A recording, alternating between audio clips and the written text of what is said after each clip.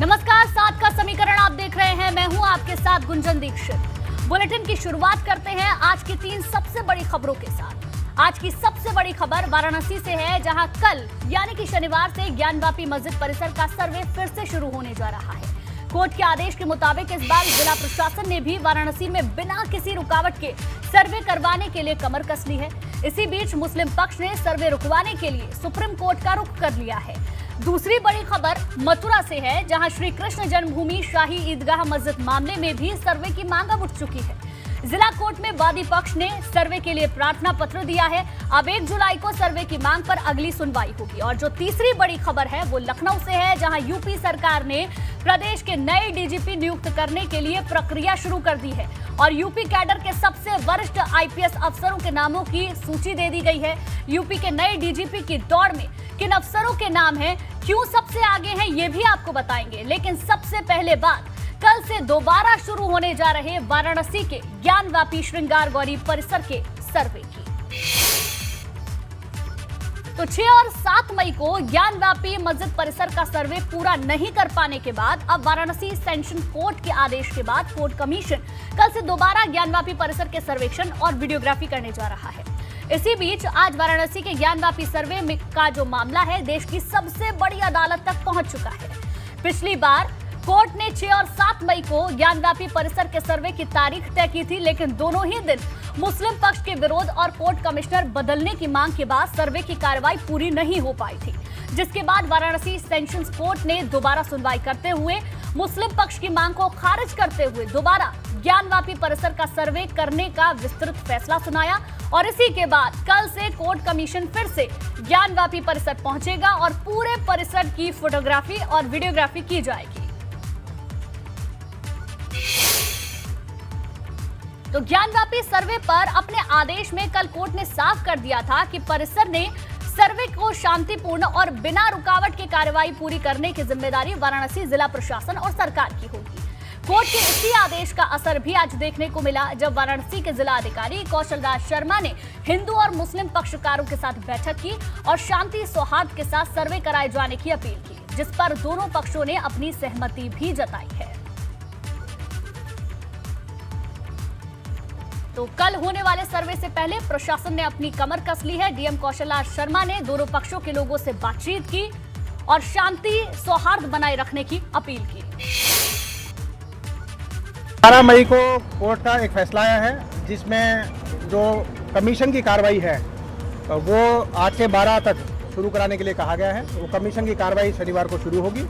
उसी कमीशन की कार्रवाई को लेकर पक्षकारों को बुलाया गया था कि जो कमीशन की कार्रवाई है उसके दौरान सारे कोऑपरेट करें और शहर में शांति व्यवस्था बनाए रखें। उसी की बड़ी सौहार्दपूर्ण मीटिंग हुई है और उसमें शांति का संदेश काफ़ी पक्षकारों के द्वारा प्रसारित भी किया गया है और सभी से यही अपील की गई है कि कोर्ट कमिश्नर की कार्रवाई जो लीगली होनी है उसमें सभी सहयोग प्रदान करें और शहर में कोई सेंसिटिविटी ना हो उसके लिए सभी सहयोग करें। उसका आश्वासन दिया गया है कि सभी पक्षकारों के द्वारा उसमें मदद की जाएगी।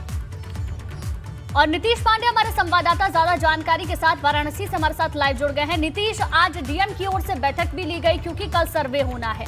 2 बार पहले भी सर्वे हो चुका है जो कि पूरा नहीं हो पाया, फिर सुनवाई हुई, पूरी एक प्रक्रिया चली और कल फिर से सर्वे हो रहा है। तो प्रशासन किस तरीके से आपको तैयार नजर आ रहा है, क्योंकि बैठक भी की गई है दोनों पक्षों के साथ? प्रशासनिक अमले की बात कर लें तो प्रशासन का सबसे पहला काम होता है कि पूरी शांति व्यवस्था बहाल रहे, हर तरफ कहीं भी कोई गड़बड़ी न होने पाए, कोई भी शांति व्यवस्था को प्रभावित न करने पाए। लिहाजा इसके मद्देनजर एक दिन पहले यानी सर्वे से एक दिन पहले यहां पर बैठक हुई। दोनों पक्षों के, चाहे वो प्रतिवादी पक्ष हो या वादी पक्ष हो, दोनों पक्षों के लोगों को बुलाया गया और बुलाने के साथ ही साफ तौर पर उनसे कह दिया गया कि आप लोग मदद करें प्रशासन की, माहौल कोई भी खराब करने का प्रयास न करने पाए, आप लोग इसमें मददगार साबित हो। और जो जिलाधिकारी ने एबीपी गंगा और जो कहा इस पूरे मामले पर, तो साफ तौर पर यह कहा कि वादी और प्रतिवादी पक्ष के लोगों ने इसमें हामी भी भरी और साफ तौर पर यह कहा कि इस पूरे सर्वे को कराया जाना है, कोर्ट का आदेश है, लिहाजा हम भी साथ हैं। अब कल 8 बजे का समय है, 8 बजे सर्वे की शुरुआत हो जाएगी और इसके साथ दोनों पक्षों के बात करें तो वादी और प्रतिवादी पक्ष के लोग मौजूद रहेंगे, प्रशासनिक टीम मौजूद रहेगी और इस पूरी टीम की मौजूदगी में इस बार सर्वे कराया जाएगा। इस बार के सर्वे में एक और खास बात होगी, जिस तरह से तहखाने में जाने को लेकर विवाद खड़ा हुआ था, तो इस बार कोर्ट के आदेश के बाद हर हाल में सर्वे की टीम यानी जो सर्वे करने वाले कोर्ट कमिश्नर हैं, इस बार एक नहीं बल्कि 2 कोर्ट कमिश्नर और उनके साथ उनके सहायक भी मौजूद होंगे। तो जब ये लोग वहां पहुंचेंगे तो तहखाने का ताला अगर नहीं खुल पाएगा तो उस ताले को तोड़कर इस बार अंदर की वीडियोग्राफी और फोटोग्राफी कराई जाएगी। आपको बताएं कि बनारस के रहने वाले ही नहीं, जो भी काशी विश्वनाथ मंदिर में आता है उसके मन में ये जरूर रहता है कि आखिर यहाँ पर इतना बड़ा जो परिसर में जो स्ट्रक्चर आपको दिखाई देता है इसके भीतर क्या है। लेकिन अब जब सर्वे हो जाएगा तो ये तथ्य कहीं ना कहीं कुछ, हालांकि ये प्रमाण अभी कोर्ट के पास होंगे और ये प्रमाण अभी सार्वजनिक नहीं किए जाएंगे, लेकिन जो अंदर की जो लोगों की एक लालसा थी कि अंदर क्या है, वो लालसा कहीं ना कहीं अब शांत होती नजर आएगी, क्योंकि चाहे वो वादी पक्ष से जुड़े हुए लोग, उसके लिए हमें इंतजार करना होगा कल होने वाले सर्वे का, जो कि सुबह 8 बजे से दोपहर 12 बजे तक चलेगा, क्योंकि हर किसी के मन में सवाल है कि आखिर अंदर क्या है, जैसा कि आपने भी कहा। लेकिन इंतजार हमें कल होने वाले सर्वे का करना होगा, देखना होगा कि उसके बाद क्या कुछ निकलकर सामने आता है। शुक्रिया नीतीश आपका जानकारी के लिए। इसी बीच ज्ञानव्यापी सर्वे का मामला आज सुप्रीम कोर्ट तक पहुंच गया। सुप्रीम कोर्ट में ज्ञानव्यापी परिसर के सर्वे पर रोक की मांग को लेकर एक याचिका दायर की गई, जिसमें सुप्रीम कोर्ट से अपील की गई थी कि वो निचली अदालत के सर्वे के आदेश पर तुरंत रोक लगाएं। लेकिन सुप्रीम कोर्ट ने ऐसा करने से ये कहते हुए इनकार कर दिया कि बिना मामले से जुड़े कागजात देखे सर्वे पर रोक लगाने का आदेश नहीं दिया जा सकता है। हालांकि सुप्रीम कोर्ट याचिका पर जल्द सुनवाई के लिए तैयार हो गया है।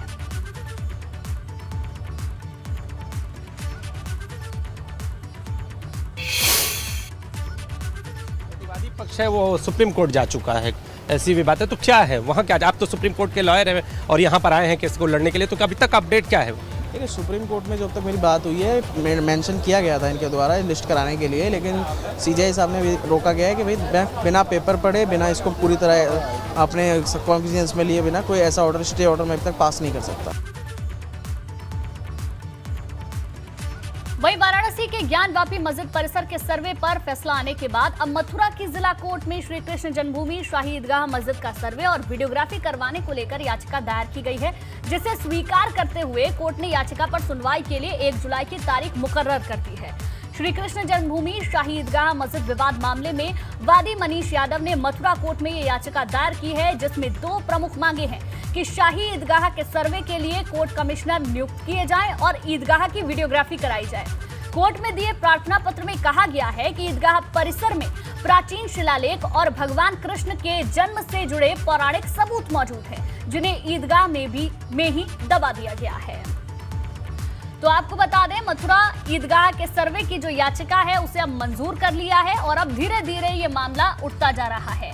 ईदगाह के सर्वे की जो याचिका है उसको मंजूरी दे दी गई है, क्योंकि कहा यह जा रहा है जो मस्जिद परिसर है वहां पर भी श्री कृष्ण के पौराणिक कुछ अभिलेख वहां मिल सकते हैं और इसको लेकर एक याचिका लगाई गई, एक मांग की गई और उस मांग को भी मंजूरी दे दी गई है। हम लोगों ने न्यायालय में प्रार्थना पत्र दिया है, वो कोर्ट ने स्वीकार कर लिया है और आने वाली 1 जुलाई को जो डेट लगी हुई है उस पर उसकी सुनवाई होगी। और हाईकोर्ट का चूँकि इस पर डायरेक्शन आदेश आ चुका है, इसलिए 4 महीने में इनको सभी प्रार्थना पत्रों को डिसाइड करना है, इसलिए बहुत जल्द उस पर कमीशन गठित होगा और वरिष्ठ अधिवक्ता जो कमिश्नर नियुक्त किए जाएंगे उनकी निगरानी में वादी होंगे, विद्वान हमारे अधिवक्ता जी होंगे, सबकी निगरानी में वहाँ की वीडियोग्राफी सर्वे होगा। मस्जिद ईदगाह और जन्मभूमि का मामला बिल्कुल अलग है। यहाँ रास्ते अलग हैं, सीमाएं अलग हैं, भव्य मंदिर बना हुआ है, वहाँ पूजा अर्चना चल रही है, नमाज होती है, तो कोई बात की स्थिति नहीं है। लेकिन चूँकि एंड कैंड पढ़ कर अलग अलग प्रार्थना पत्र आते हैं, उनकी कॉपी रिसीव नहीं कराते। माननीय न्यायालय में कहते साहब कि हम लोग गए थे, तो इतना गुमराह जो वादी पेश कर रहे हैं। और एक और आपके वास्ते में चैनल के माध्यम से कहना चाहता हूँ, अगर कहीं कोई साक्ष्य है तो वो न्यायालय में पेश होगा। वहीं मुकुल गोयल को डीजीपी पद से हटाए जाने के बाद अब नए डीजीपी की तलाश तेज हो गई है। इसी बीच 1988 बैच के आईपीएस डीएस चौहान को कार्यवाहक डीजीपी नियुक्त कर दिया गया है। लेकिन स्थायी डीजीपी को लेकर भी तैयारियां की जा रही हैं। इसके लिए 30 साल की सेवा पूरी कर चुके यूपी कैडर के आईपीएस अफसरों का नाम यूपीएससी को भेजा जाना है। लेकिन यूपीएससी को जिन आईपीएस अफसरों के नाम भेजे जाने हैं उनका कार्यकाल कम से कम 6 महीने तक का होना चाहिए। इसके अलावा चुने गए अफसरों पर किसी तरह की जांच नहीं होनी चाहिए। डीजीपी बनने के लिए उत्तर प्रदेश के आईपीएस अफसरों में 7 नाम एबीपी गंगा के पास है। यूं तो सबसे सीनियर आईपीएस 1987 बैच के डॉक्टर आरपी सिंह है, लेकिन इनमें वरिष्ठता के अलावा कई मानकों को देखते हुए डीएस चौहान का नाम रेस में सबसे आगे माना जा रहा है, क्योंकि सीनियरिटी की लिस्ट में कई नाम ऐसे हैं जो जल्द रिटायर होने वाले हैं। अब सवाल यही है कि यूपी का आखिर अगला डीजीपी कौन होगा। कई सारे मानक हैं जिन पर खरा उतरना जरूरी है और कई सारे नाम भी हैं जो रेस में आगे चल रहे हैं।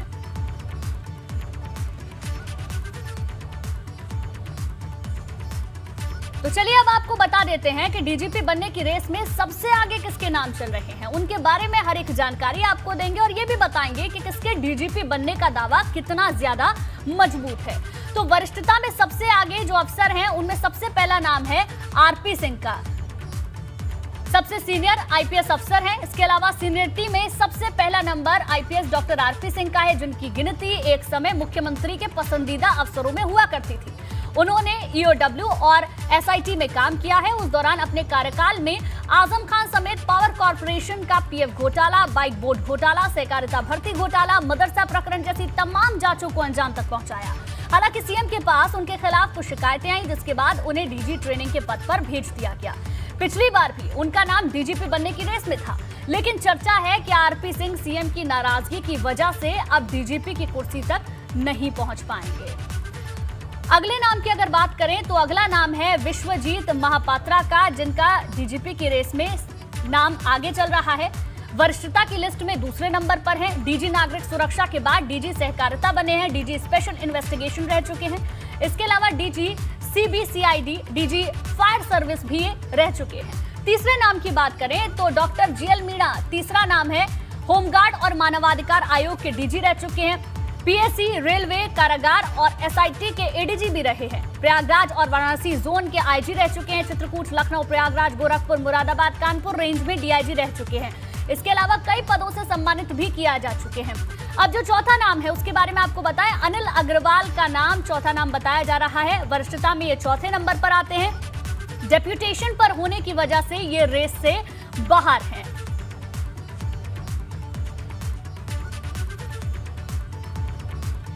चलिए आगे बढ़ते हैं। सूबे में कानून व्यवस्था को दुरुस्त रखने के लिए पुलिस का अहम योगदान होता है। उसके लिए पुलिस के मुखिया पर सबसे बड़ी जिम्मेदारी होती है।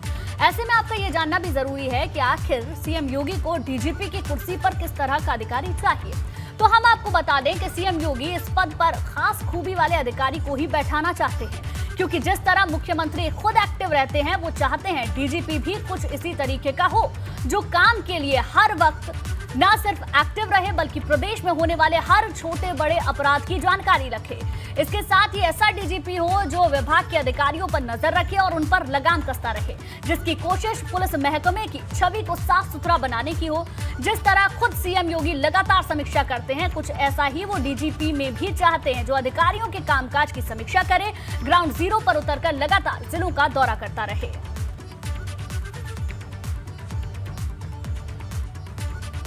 चलिए आगे बढ़ते हैं। उत्तर प्रदेश सरकार एवं उत्तर प्रदेश मदरसा शिक्षा परिषद के मदरसों में राष्ट्रगान को अनिवार्य करने के आदेश के बाद मदरसों में आज से राष्ट्रगान गाया गया। कई मदरसों में पूर्व से ही राष्ट्रगान गाया जा रहा है। दो तस्वीरें अब आप देख रहे हैं अपनी टेलीविजन स्क्रीन पर। एटा और उन्नाव की ये तस्वीरें हैं जहां मदरसों में राष्ट्रगान गाया गया। वहीं मदरसा संचालकों ने प्रत्येक मदरसे में राष्ट्रगान के गायन को अनिवार्य कर देने के प्रदेश सरकार के निर्णय का स्वागत किया है। देखिए, उन्नाव और एटा की ये तस्वीरें हम आपको दिखा रहे हैं जहां मदरसों में राष्ट्रगान गाया गया है। वहीं एक दिन पहले ही यूपी सरकार ने मदरसों में राष्ट्रगान को अनिवार्य करने का आदेश दिया था। एटा के मदरसों में नियमित रूप से राष्ट्रगान हो रहा था। इस दौरान फातिमा इस्लामिया मदरसा के प्रिंसिपल ने बताया कि 2001 से ही अनिवार्य रूप से मदरसों में राष्ट्रगान हो रहा है।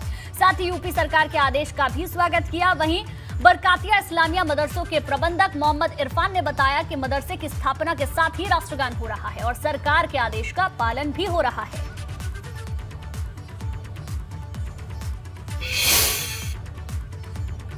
वहीं मदरसों में राष्ट्रगान को लेकर आए शासनादेश का स्वागत किया जा रहा है। भाजपा ने जहां इस फैसले को देशभक्ति से जोड़ा है, वहीं मुस्लिम स्कॉलर सूफियान नजामी ने कहा कि इस फैसले का स्वागत करते हैं, लेकिन इस पर राजनीति नहीं होनी चाहिए।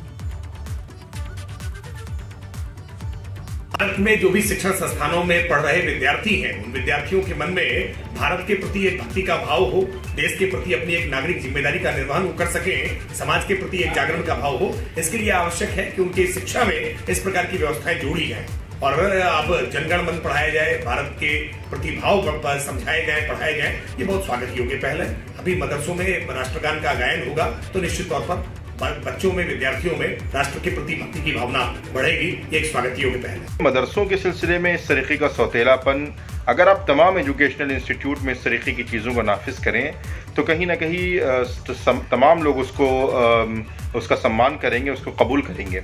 लेकिन मदरसों को शक की निगाहों से देखने का ये नतीजा है कि सिर्फ मदरसों के अंदर इस चीज़ों को अनिवार्य करके ये बात साबित की जा रही है कि अभी भी मदरसों के सिलसिले में जो शक और शुबात हैं वो दूर नहीं है। और इस तरीके की चीज़ें मैं समझता हूँ कि मदरसों में पढ़ने वाले बच्चों के लिए भी एक अच्छा साइन और एक अच्छी अलामत नहीं है। चलिए सीधे वाराणसी आपको लिए चलते हैं। योगी आदित्यनाथ क्या कुछ कह रहा है, ये सुनते हैं। करने के लिए हृदय से धन्यवाद देता हूँ, महाविद्यालय परिवार का अभिनंदन करता हूँ।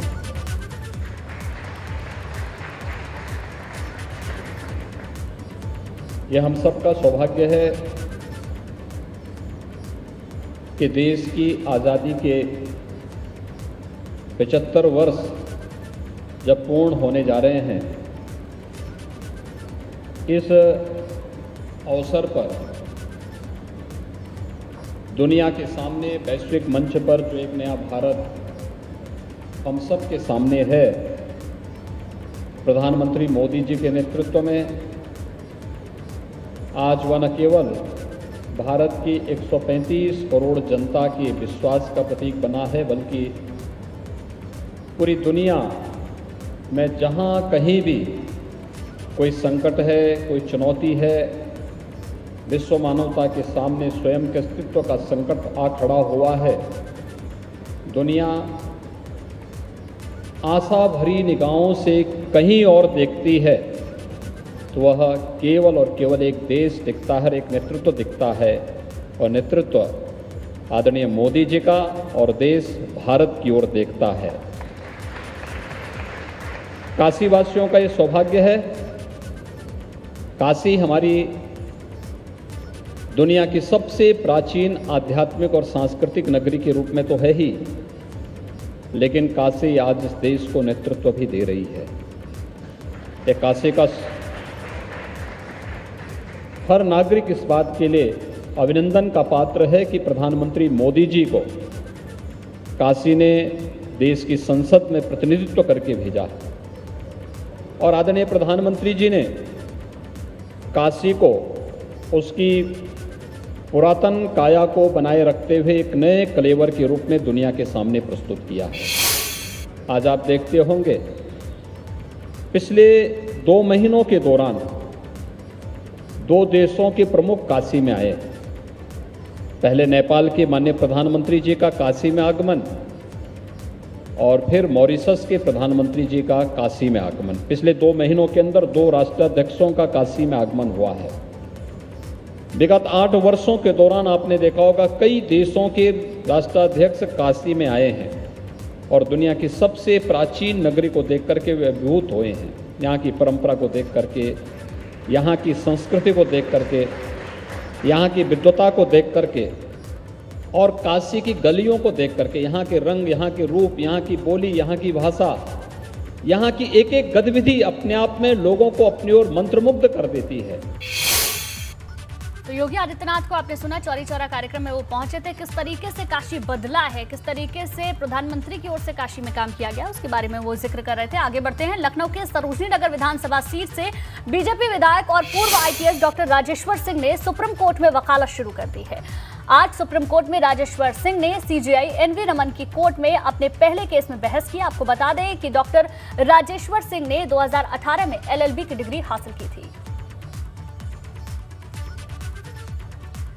तो भाजपा विधायक राजेश्वर सिंह ने वकालत शुरू कर दी है।